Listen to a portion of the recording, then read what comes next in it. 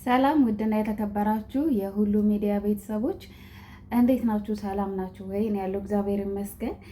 ዛሬ አስደንጋጭ ነገር በሳውዲ አረቢያ ማዳማ ከአሰሪዋ ጋራ ከወንድ አሰሪዋ ጋራ እንግዲህ ተኝታ አንድ ላይ ማዳማ መታባት እጅ ከፍንጅ ይዛታለች ማለት ነው። በሚገርም ሁኔታ እንኳንም ኢትዮጵያዊ አልሆነች። ይቺ ልጅ ኢትዮጵያዊ አይደለችም፣ የኡጋንዳ ዜጋ ናት ማለት ነው። የአፍሪካ ወገናችን ናት በእርግጥ ነገር ግን የራሷ ጥፋት ነው የተደረገባት ነገር ከብዙ ነገሮቿ ነው እንግዲህ የከሰረችው ይቺ ሰራተኛ። አንዳንዴ ሰራተኛ ማለት ልንሰራ ብለን አላማችን ሌላ ነገር ነው አይደለ? አላማችን ወንድ ወይ ደግሞ የሆነ ነገር ከሆነ ለምን ሀገራችን እንመጣለን? ለምን አላማችንን ረስተን እንደዚህ አይነት ነገር የምንፈልግ ከሆነ እኮ ሀገራችን ላይ እንደፈለግን ማድረግ እንችላለን አይደል? ሁሉንም የትኛውንም ነገር ግን ይቺ ማዳም ምንድን ያደረገችው? ልክ እጅ ከፍንጅ ነው የያዘቻት ማለት ነው። እጅ ከፍንጅ የያዘቻቸው ባሏና ሰራተኛዋ እጅ ከፍንጅ ስትይዛቸው ምንድን ያደረገች? በሩን ቆለፈች፣ ከውጭ ሰው ጠራች።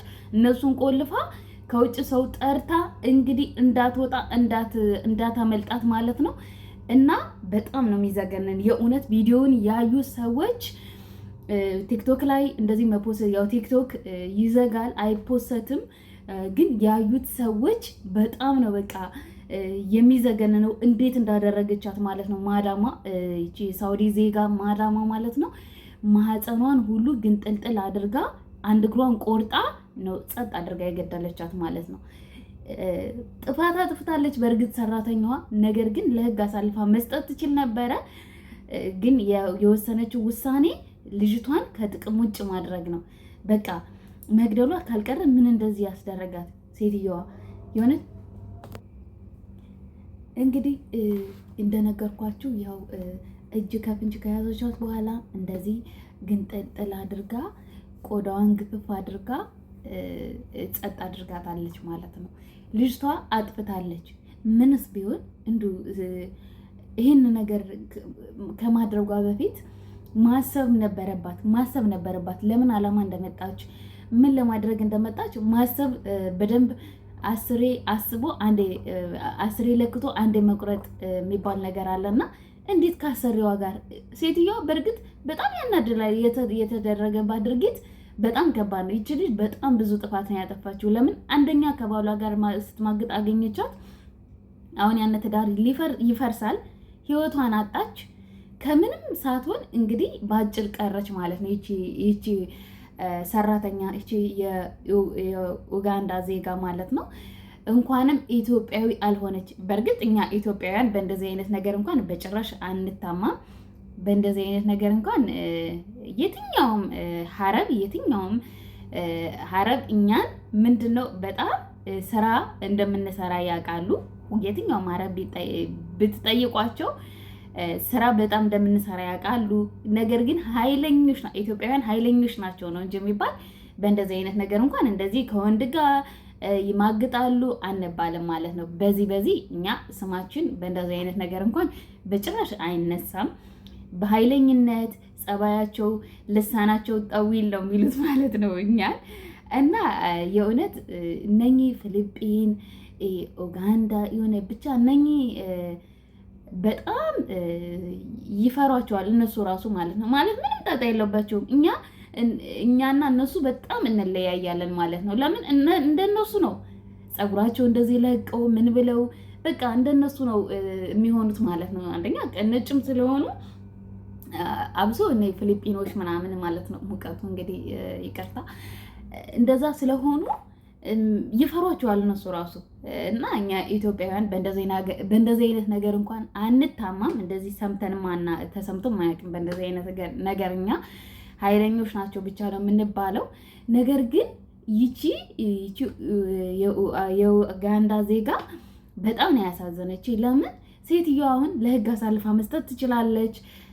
ያው የሳውዲ ህግ ለእንደዚህ አይነት ነገር ምን እንደሆነ አላውቅም እንጂ በእርግጥ ከባድ ነው የሚሆን። ግን እሷ እዛ ህግን በደረጃ አላደረሰቻትም።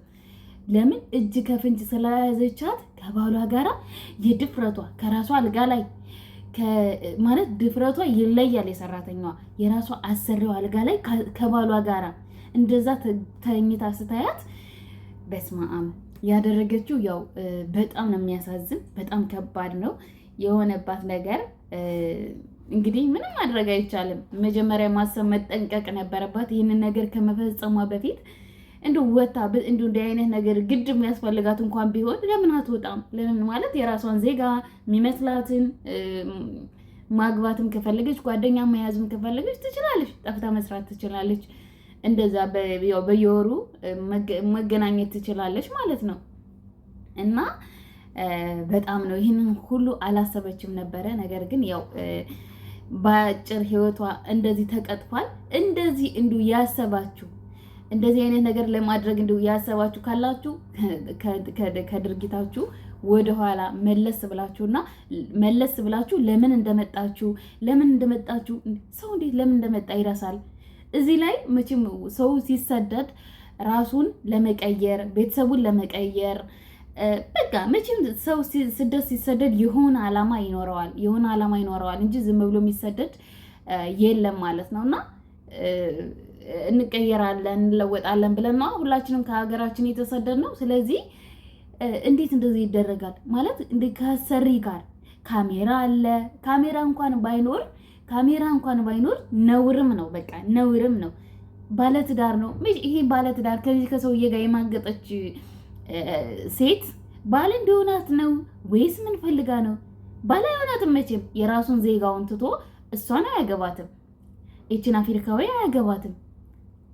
ሲቀጥል ያን ትዳር ሴትዮዋ ብታየኝ ምን ሊፈጠርብኝ ይችላል ብላ ማሰብ ነበረባት እኮ። ምን ሊፈጠር ይችላል ብላ ማለት ነው። በጣም ከባድ እኮ ነው። ከባሏ ጋር እጅ ከፍንጅ ነው ደግሞ ያዘቻት። እንደዚህ በወሬ በምናምንም አይደለም። እጅ ከፍንጅ አልጋዋ ላይ ተኝታ አስቡት እንግዲህ። በጣም ከባድ ነው። ሴትዮዋም እንግዲህ የዋዛ አይደለችም። በእርግጥ ህይወቷን ምስቅልቅል አድርጋ ህይወቷን ወዳልነበር መልሳላታለች። ግን ቢሆንም ይሄ ለእኛ ትምህርት ሊሆን ይገባል። እንዴት እንደዚህ ይደረጋል? አንደኛ ኃጢአትም ነው። ሁለተኛ ደግሞ ያለነው ሰው ሀገር ያለንበትን ማሰብ ብንታሰር እንኳን እኮ አንደኛ ብንታሰርም ጥፋታችን ነው። ሁለተኛ ደግሞ ለሀገሩ ዜጋ ነው። ምንም ቢሆን እኛ ስደተኞች ነን። ለሀገሩ ዜጋ ነው ህጉ ቢሆን ሊያደላ የሚችለው ምንም ቢሆን ማለት ነው። እና ስለዚህ ፍርድም አላት። በእርግጥ ሴትዮዋ እውነትም አላት። ለምን እንደዚህ እጅ ወዲያውም ቪዲዮ እንኳን ብትቀርጻ ያንን ማሳየት ትችላለች ሴትዮዋ። እድሜ ልክም ሊያሳስራት ይችላል። ነገር ግን ሴትዮዋ እዚህ ደረጃ ሁላ እንኳን አላደረሰቻትም ማለት ነው። በንዴት ወዲያቸው ነው በቃ እንደዚህ ጸጥ ያደረገቻት። እና በጣም ከባድ ነው እንደዚህ አይነት ነገር በጭራሽ ማሰብ ለራሱ አስፈላጊ አይደለም ማለት ነው።